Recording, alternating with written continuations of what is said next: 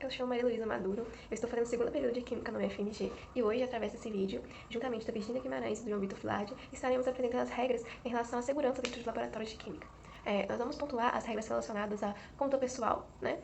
E aos métodos de trabalho dentro do laboratório, regras relacionadas ao descarte de resíduos químicos, regras relacionadas também ao uso de equipamentos e uso de chama. Então, primeiramente, vamos pontuar as regras relacionadas aos cuidados individuais.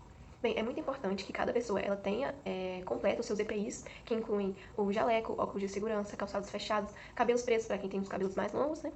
E máscaras e luvas de látex. No caso do jaleco, é muito importante que ele seja de algodão e seja comprido também nas mangas e até o joelho. Por que de algodão? Porque em caso de acidente com fogo, por exemplo, o algodão ele é mais resistente. Rapidamente ali a vítima consegue tirar e jogar ele para longe, se afastando ali, né? Do fogo. Se ele fosse de poliéster, o poliéster ele derrete em contato com o fogo, então ele grudaria na pele da vítima, agravando ainda mais o acidente e gerando lesões mais profundas. Para quem usa lente de contato, também não é recomendado utilizá-las, pois em alguma reação química, algum procedimento no laboratório, pode ocorrer a eliminação de vapor ou de alguns respingos que, em contato com a lente, ela vai ali estar causando uma alergia nos olhos da pessoa, ou até mesmo levando, em casos mais graves, a cegueira. É proibido fumar dentro do laboratório, comer dentro do laboratório, levar qualquer tipo de alimento para dentro do laboratório. E é muito importante também que você tenha a companhia de um professor ou de um técnico ou de alguém da área que entenda como funcionam as coisas, para você estar procedendo com os experimentos ou alguma rotina que você tiver dentro do laboratório. Ou seja, é proibido ficar sozinho, porque em caso de algum acidente, se você estiver com alguém, ela vai poder estar prestando socorros e poder te ajudando ali no momento. Não pode cheirar nem provar nenhuma substância química. Por exemplo, vão ser raros os casos que vão ser necessário você cheirar alguma coisa lá dentro. E isso, com a recomendação do professor, tem uma maneira correta de ser feita, que é abanando assim com a mão o ar em direção ao seu nariz e cheirando sutilmente, né? Para você perceber, bem, depende do que vai ser necessário no momento. É muito importante estar sempre atento para não estar levando as mãos aos olhos, na boca, quando estiver ali manuseando alguma coisa no laboratório. E lembrando sempre de estar lavando os braços e a mão para tirar qualquer tipo de resíduo que tenha ficado ali.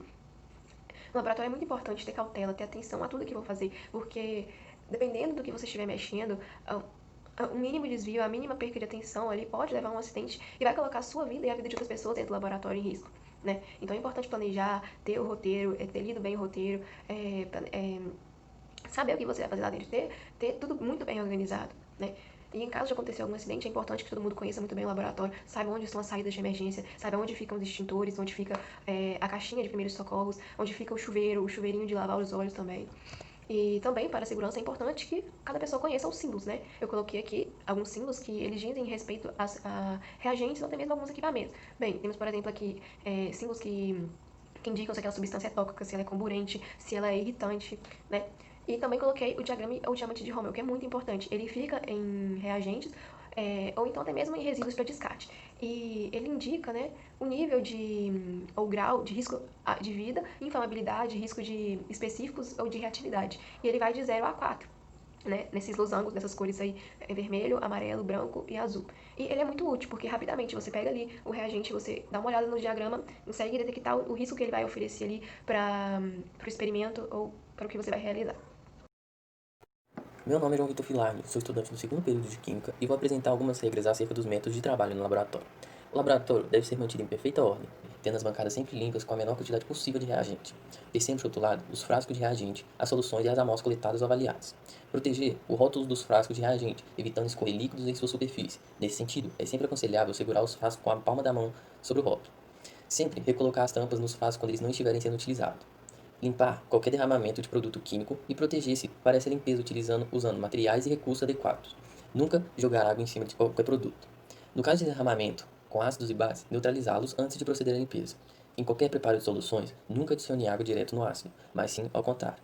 Jamais pipetar substâncias tóxicas e ou corrosivas com a boca. Use sempre pena de borracha ou a bomba a vácuo. Jamais utilizar a mesma pipeta para volumetria de líquidos diferentes. Antes de executar uma reação desconhecida, teste-a na menor escala possível dentro da capela. A capela serve para manusear líquidos tóxicos e voláteis, mas só oferecerá a máxima proteção ao seu usuário se utilizada adequadamente. Nunca inicie um procedimento na capela sem que o sistema de exaustão esteja operando, o piso e a janela da capela estejam limpos, as janelas da capela estejam funcionando perfeitamente. Nunca inicie qualquer trabalho que exija aquecimento, sem se mover produtos inflamáveis da capela. Deixe na capela apenas a porção de amostra a analisar. Remova todo e qualquer material desnecessário, principalmente produtos tóxicos. A capela não é um local de armazenamento de produtos. Se houver paralisação no exaustor da capela, interrompa a análise imediatamente. Feche o máximo a janela da capela. Coloque máscara contra gases quando a toxicidade for alta. Avise o responsável e advirta o pessoal do laboratório. Só reinicie a análise no mínimo 10 minutos após a normalização do sistema de exaustão. Oi, eu sou Virginia Guimarães, estudante de Química do segundo período, e hoje eu vim falar um pouquinho sobre as regras de descarte de resíduos, o manuseio de equipamentos eletrônicos e o uso de chamas no laboratório. Bom, começando pelas regras de descarte de resíduo, é importante saber que todo sólido e material utilizado no laboratório deve ser descartado em um lixo apropriado. Lá no laboratório geralmente tem umas lixeiras, alguns recipientes que indicam o que deve ser colocado: papel, filtro, solução metálica, solução à base de hidróxido de cloro, qualquer coisa assim. Lá vai ter tudo indicadinho. E é muito importante frisar que nunca se deve jogar na pia palitos de fósforo, caco de vidro ou papel de filtro. Na verdade, qualquer coisa que for utilizada no laboratório que pode ter um sólido que ainda pode ser solúvel na água. E os vidros quebrados não devem ser descartados em um lixo comum. Ele tem um lixo apropriado, que é uma caixa, geralmente tem uma caixinha apropriada, aquela vidraria do laboratório, que depois vai ser encaminhada a um responsável que vai fazer o descarte correto daquele lixo, daquele vidro. No caso das soluções residuais salinas, é muito importante diluí-las com bastante água corrente para depois ser descartados na pia. Já nos resíduos, sabe, com ácidos ou base, devem ser neutralizados antes de fazer o descarte.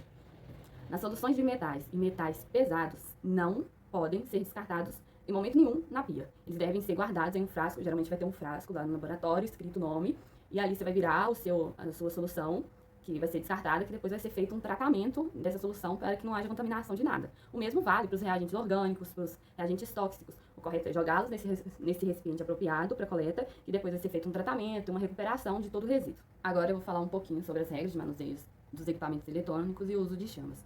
Nunca se deve aquecer nenhum líquido volátil ou inflamável diretamente na chama. É necessário usar o banho-maria ou alguma chapa de aquecimento para que não ocorra um incêndio ou uma explosão.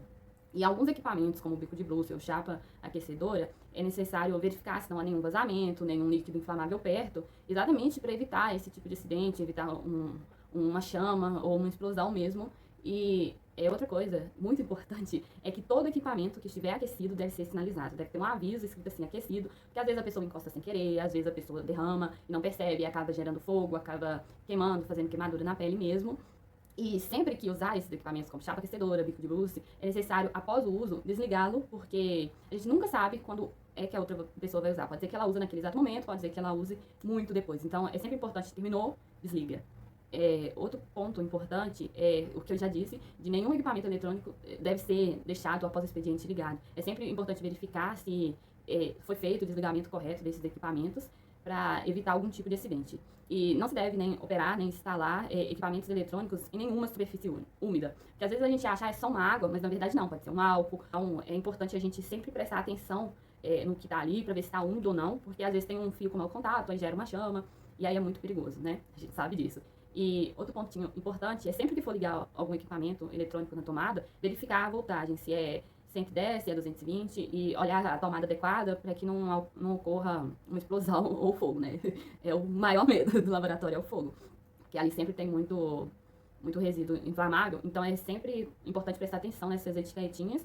E, como eu já disse, não ligar e nem desligar nenhum interruptor antes de verificar quais instalações são feitas a ele. Por exemplo, você vai desligar o interruptor, ele tem uma chapa aquecedora feita a ele, a chapa aquecedora foi desligada corretamente, vai lá e verifica antes. E é importante também, porque às vezes tem algum refrigerador ligado a esse interruptor, e às vezes o refrigerador precisa ficar ali funcionando o tempo todo para não perder algum tipo de pesquisa ou experimento. Então é muito importante verificar qual é a dependência desse interruptor antes. E ter sempre, isso é muito importante, ter sempre um extintor de incêndio por perto, em lugar de fácil acesso e visível. Porque às vezes a gente coloca um tanto de coisa lá, tipo, tampando, dificultando o acesso a ele, e a gente nunca sabe quando vai precisar, né? Então é bom ele estar sempre ali pertinho da gente. Dessa forma, pode-se concluir que quando uma pessoa possui um conhecimento e realiza as aplicações corretas dos procedimentos e das regras gerais de segurança em um laboratório, principalmente em um laboratório de química, as chances de um acidente vai ser cada vez menor. Então a chance de acontecer algum incêndio, alguma explosão ou qualquer coisa do tipo, ou queimadura, vai ser cada vez menor. Mas para isso é necessário que toda a equipe, todas as pessoas do laboratório façam a sua parte, tenham conhecimento e haja com responsabilidade no laboratório para evitar esse tipo de incidente mesmo, esse tipo de acidente. Então é isso. Muito obrigada.